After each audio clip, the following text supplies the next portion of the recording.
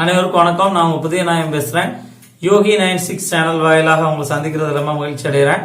இன்னைக்கு என்ன பார்க்க போறோம் அப்படின்னா, இந்த மலச்சிக்கல் நீங்குவதற்கு ஏதாவது ஒரு வழி சொல்லுங்க அப்படின்னு நிறைய பேர் கேட்டிருந்தாங்க. அவங்களுக்காக வேண்டிதான் அந்த வீடியோ பதிவிடுறோம். நீங்க யோகா சம்பந்தமாக, உடல் ஆரோக்கிய சம்பந்தமாக நிறைய வீடியோ பார்க்கணும் அப்படின்னு நினைச்சீங்கன்னா நம்ம யோகி 96 சேனலை சப்ஸ்கிரைப் பண்ணுங்க.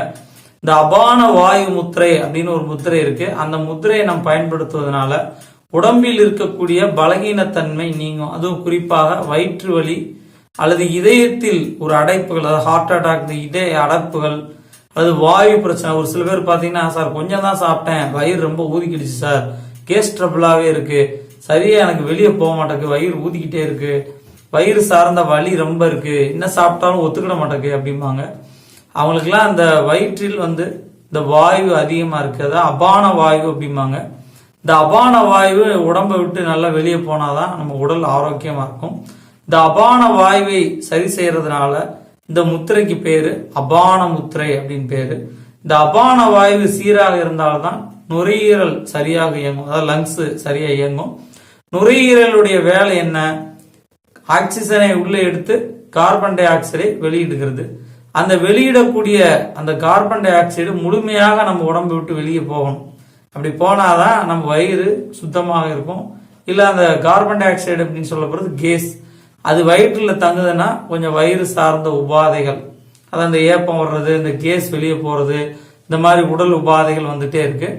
அதுக்குதான் இந்த அபான முத்திரை. இந்த அபான முத்திரையை சரியான பயன்படுத்தி வந்தோம்னா இதயம் சம்பந்தமான நோய்களும், குறிப்பாக மலச்சிக்கல், உடம்பில் மலச்சிக்கல் தான் பல சிக்கல்களுக்கு காரணம். இந்த மலச்சிக்கலை நீக்கக்கூடியது இந்த அபான வாயு முத்திரை. நம்ம உடம்பிலிருந்து கழிவு நீக்கம் சரியாக இருந்தால் அவனுக்கு எந்த விதமான நோயும் வராது. அதனால இந்த கழிவு நீக்கத்தை ஏற்படுத்தக்கூடிய இந்த முத்திரையை நம்ம பார்ப்போம். பொதுவா நம்ம கை விரலில் 5 பஞ்சபூதங்கள் அடங்கி இருக்கிறது.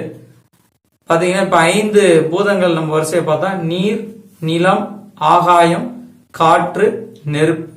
இந்த 5 இந்திரியங்களாக நம் 5 விரல்களில் இருக்கிறது. இப்போ ஒருவேளை நெருப்பு அதிகமா இருந்தா நம்ம நீரை இது பண்ணோம் அப்படின்னா அந்த நெருப்புடைய தன்மை குறையும். இப்ப காற்று ரொம்ப அதிகமா இருக்கு அப்படின்னா நம்ம மண்ணை இது பண்ணா குறையும். இப்ப அபான வாயு முத்திரைக்கு நம்ம என்ன பண்றோம், முதல்ல வாயுன்னு சொல்லப்படுற இந்த விரலை நெருப்புன்னு சொல்ற இந்த விரலுக்கு கீழே வைக்கிறோம். அடுத்து நிலம், ஆகாயம், இந்த இரண்டையும் நெருப்போட இணைக்கிறோம். சோ இப்ப அபான வாயு முத்திரை நமக்கு கிடைச்சிருச்சு. சோ மறுபடியும் பாருங்க, முதல்ல காற்றை, அபான காற்றை நெருப்புக்கு கீழே நம்ம கொண்டு வரணும். கொண்டு வந்துட்டு இந்த நெருப்போட நிலம், ஆகாயம், இந்த இரண்டையும் நம்ம இணைக்கணும். இணைச்சிட்டோம் அப்படின்னா இதுதான் அபான வாயு முத்திரை. இந்த முத்திரை காலை மாலை தான் செய்யணும், மதிய நேரங்களில் செய்வது நன்மை தராது. அதாவது காலையில நம்ம ஒரு 11 மணி வரைக்கும், அப்புறம் மாலை 4 மணிலிருந்து 8 மணிக்குள்ளேயும் இந்த முத்திரை செஞ்சுட்டு வரணும். இது 2 கைகளிலும் நாம் செய்ய வேண்டும். ஒரு இதுல மட்டும் நம்ம செய்யாம 2 கை விரல்கள்லயும் நம்ம செய்யணும், 2 கையிலையும் செய்யணும். ஒரு கையில மட்டும் நம்ம செஞ்சோம் அப்படின்னா அதுக்கு பலன் தராது. 2 கையிலையும் நம்ம எடுத்து அதை பண்ணணும். அப்படி பண்ணாதான் அதுக்கான பலன்கள் நமக்கு கிடைக்கும். இந்த முத்திரை எல்லாரும் செஞ்சு உடல் ஆரோக்கியத்தை பெறணும் அப்படின்னு அன்போட வேண்டிக்கிறேன்.